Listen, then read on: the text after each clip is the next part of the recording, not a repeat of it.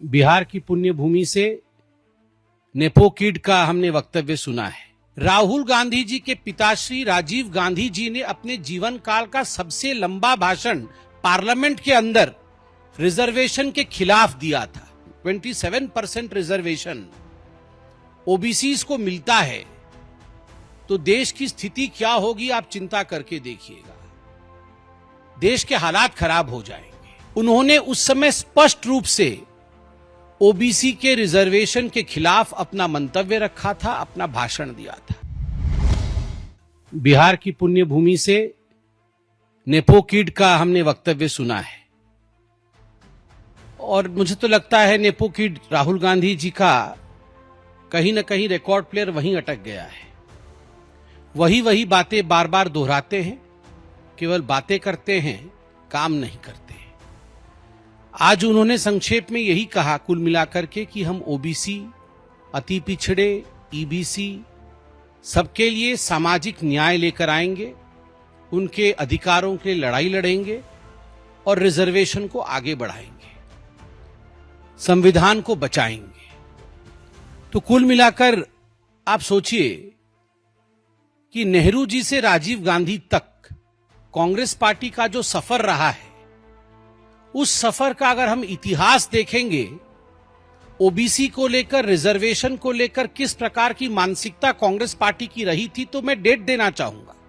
6 सितंबर 1990 में राहुल गांधी जी के पिताश्री राजीव गांधी जी ने अपने जीवन काल का सबसे लंबा भाषण पार्लियामेंट के अंदर रिजर्वेशन के खिलाफ दिया था।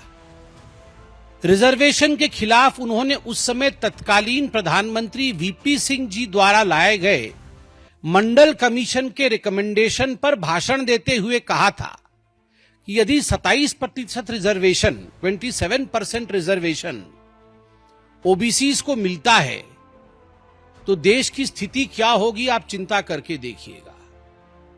देश के हालात खराब हो जाएंगे, टैलेंट कॉम्प्रोमाइज हो जाएगा और हमें एक कास्टलेस सोसाइटी की तरफ जाना चाहिए। हमें कास्ट को बढ़ावा नहीं देना चाहिए।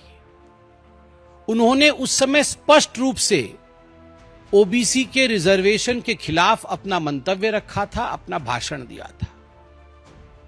उस समय पिताजी ने ओबीसी के खिलाफ कहा और आज नेपो किड एक अलग ही अंदाज में ओबीसी के पक्ष में कह रहे हैं। ये वही लोग हैं, सोनिया जी तक शासन चला, मनमोहन जी तो प्राइम मिनिस्टर थे, मगर बागडोर जो है वो सोनिया जी के हाथों में था। ओबीसी आयोग तक नहीं बनाया गया इन लोगों से। ओबीसी आयोग जिन लोगों ने नहीं बनाया, वो आज हमें यह भाषण दे रहे हैं कि हम आएंगे तो ऐसा होगा, हम आएंगे तो वैसा होगा। आप चिंता करके देखिए, इनकी जो अपीजमेंट की पॉलिटिक्स है वो केवल एक धर्म तक सीमित है। राजीव गांधी जी ने भी भाषण देते हुए सदन के अंदर 1990 में कहा था कि आप ओबीसी रिजर्वेशन मत लाइए, मुसलमान रिजर्वेशन का क्या होगा, मुस्लिम रिजर्वेशन के बारे में चिंता करिए। आज भी राहुल गांधी जी ने मुस्लिम रिजर्वेशन के बारे में बोला है। कर्नाटक के अंदर ये जो कास्ट सेंसस की बात हो रही है, कास्ट सेंसस नरेंद्र मोदी जी ने इसे स्थापित किया है, नरेंद्र मोदी जी ने डिक्लेयर किया है। हमारे देश के OBC prime minister Narendra Modi ji ने कास्ट सेंसस होगा इसका कुछ दिनों पहले ऐलान भी किया, पार्लियामेंट में यह घोषित हुआ। मगर कर्नाटक के अंदर जहां कास्ट सेंसस चलने की बात हुई थी, अभी तक उसके नतीजे क्यों नहीं आ पाए? क्यों दोबारा कास्ट सेंसस करना पड़ा? क्यों कांग्रेस के अंदर भी एक चुप्पी छाई हुई है? क्यों कांग्रेस के अंदर भी कहीं ना कहीं कर्नाटक में सुगबुगाहट है? क्या कारण रहा है कि कास्ट सेंसस के माध्यम से भी कर्नाटक में कांग्रेस पार्टी माइनॉरिटी अपीजमेंट में लगी हुई है?